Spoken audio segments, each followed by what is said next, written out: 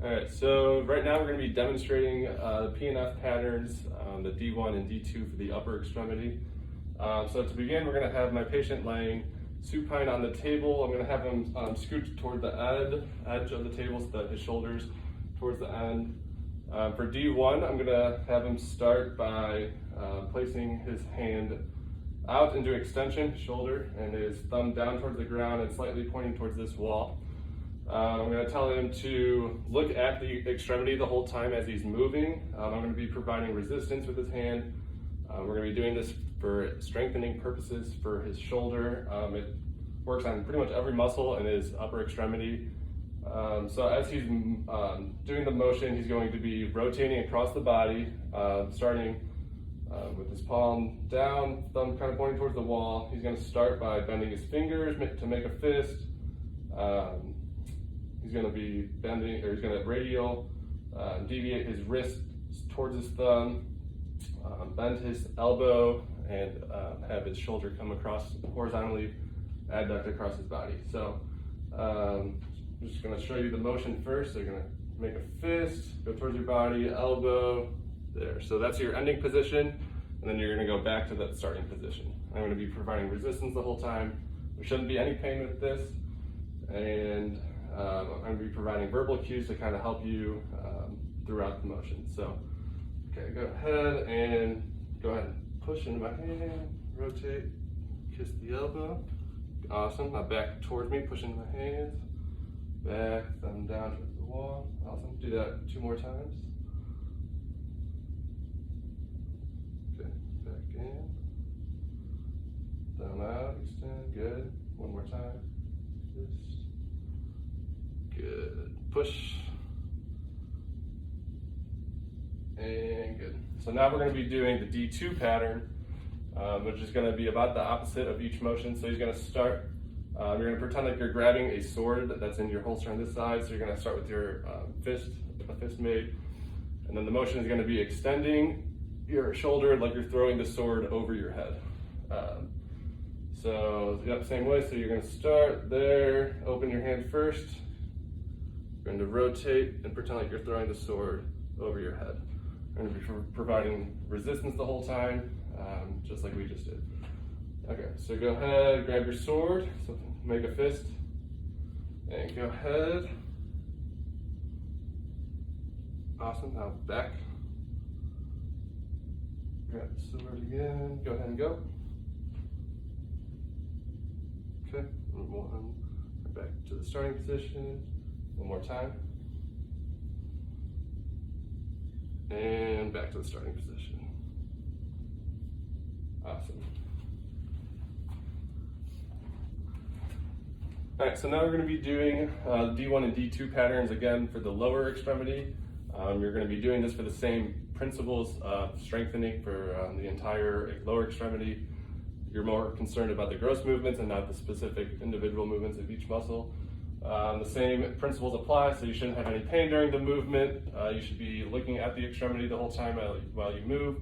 I'll be providing resistance from the start to end range of motion, and we'll be going back and forth.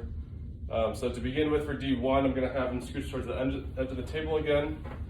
We're going to start with this leg extended. He's going to plantar flex, so pointing his toes towards the wall. And he's going to be in slight extension here. We're going to have him start in this position, and he's going to start by dorsiflexing his ankle, then bending his knee while also flexing his hip, coming this way across the body and externally rotating the femur. So that's the ending position.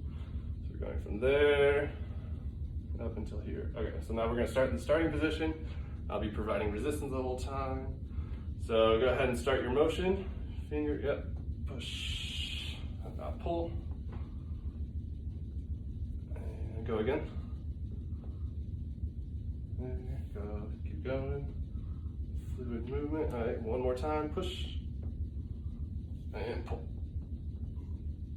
Okay, so now for D2, we're gonna have him start in about the opposite direction again.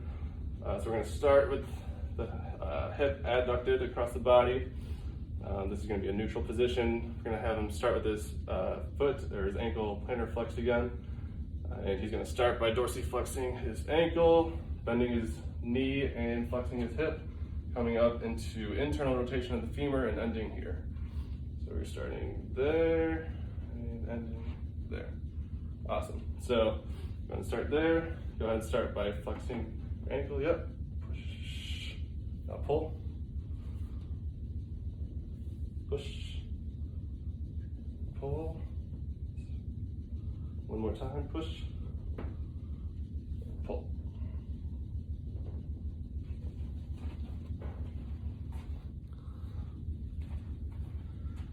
All right, for rhythmic stabilization, I'm going to have my patient positioned in supine on the table. I'm going to have him place his extremity that we're working on up into the air, and I'm going to tell him to look at his hand the whole time while I'm working on it. I'm going to be providing different amplitudes of forces. I'm going to start at the distal end of his arm, and I'm going to have him try to keep his arm still as possible without me moving it. And this is going to be working on stabilizing his shoulder and strengthening it in this position. So to start, I'm going to start distal and just providing little amplitude forces, kind of spaced apart a little bit. And his goal is to resist me, like he's doing. Now as we progress, I can go faster. I'm providing a little bit more amplitude of force. Same thing, his goal is not to move. I'm trying to vary my positions that I'm applying forces so it's not a predictable pattern. And as we're progressing the athlete through this, we can make it harder by going working proximally on the upper extremity and providing, when you move out, you should go back to the slow forces, and then you can progress by doing more faster forces. Then you can make this harder still by having him close his eyes, or you could have him hold a weight in his hand, adding more force that he's trying to stabilize.